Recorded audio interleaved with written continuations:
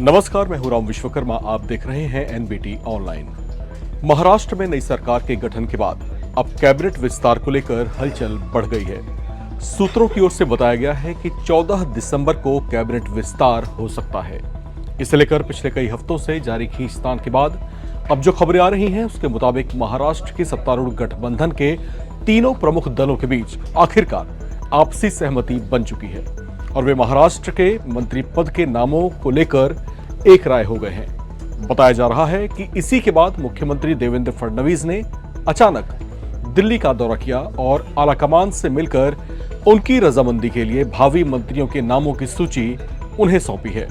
हालांकि Maharashtra CM office से जो जानकारी दी गई है उसके मुताबिक फडणवीस के दिल्ली दौरे का उद्देश्य उनके मुख्यमंत्री बनने के बाद पहली बार प्रधानमंत्री नरेंद्र मोदी, राष्ट्रपति द्रौपदी मुर्मू और उपराष्ट्रपति जगदीप धनखड़ से शिष्टाचार मुलाकात बताई गई है।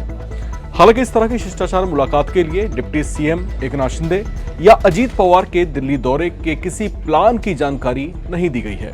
बीजेपी सूत्रों की ओर से बताया गया है कि नई कैबिनेट में शिवसेना को राज्य की होम मिनिस्ट्री मिलने की संभावना बेहद कम है। यह भी बताया जा रहा है कि भारतीय जनता पार्टी ने स्पष्ट तौर से शिवसेना को गृह मंत्रालय देने से इनकार कर दिया है। ऐसे में जिस गृह मंत्रालय को लेकर बीजेपी शिवसेना के बीच खींचतान और एकनाथ शिंदे की कथित नाराजगी वाली बातें सामने आ रही थीं, वो अब सही साबित हो सकती हैं। आपको बता दें कि पिछले शासन में एकनाथ शिंदे ने बतौर मुख्यमंत्री शासन का नेतृत्व किया था। उस समय देवेंद्र फडणवीस ने डिप्टी सीएम पद स्वीकार कर संतोष रखा था। लेकिन अब जबकि महाराष्ट्र में महायुति गठबंधन का शानदार कमबैक हुआ है और उसमें भी भारतीय जनता पार्टी सबसे बड़ा दल बनकर उभरी है, ऐसे में संभावना इसी बात की है कि मुख्यमंत्री पद के बाद गृह विभाग का नियंत्रण भी बीजेपी अपने पास ही रखना चाहेगी।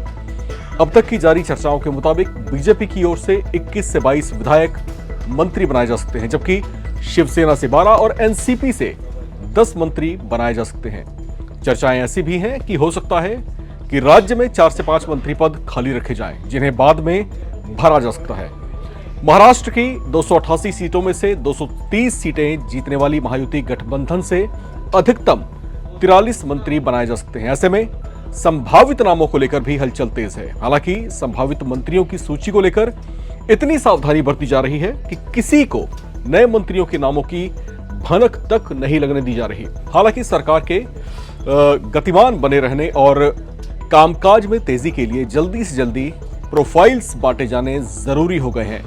महाराष्ट्र में नतीजे 23 नवंबर को घोषित हुए थे, तब से अब तक कई हफ्ते गुजर चुके हैं, लेकिन महायुति अब तक राज्य के नए मंत्रियों के नामों की लिस्ट जारी नहीं कर पाई है। अब संभावना इस बात की है कि हो सकता है कि अगले 48 घंटों में नए मंत्रियों के नामों पर जो सस्पेंस कायम है उस पर से पर्दा उठा दिया जाए और 14 तारीख वो तारीख बताई जा रही है जब नए मंत्रियों का जो है शपथ ग्रहण कराया जा सकता है। फिलहाल औपचारिक जानकारी नहीं है और इस बारे में औपचारिक जानकारी आने का इंतजार है। फिलहाल आप बने रहें और देखते रहें एनबीटी ऑनलाइन।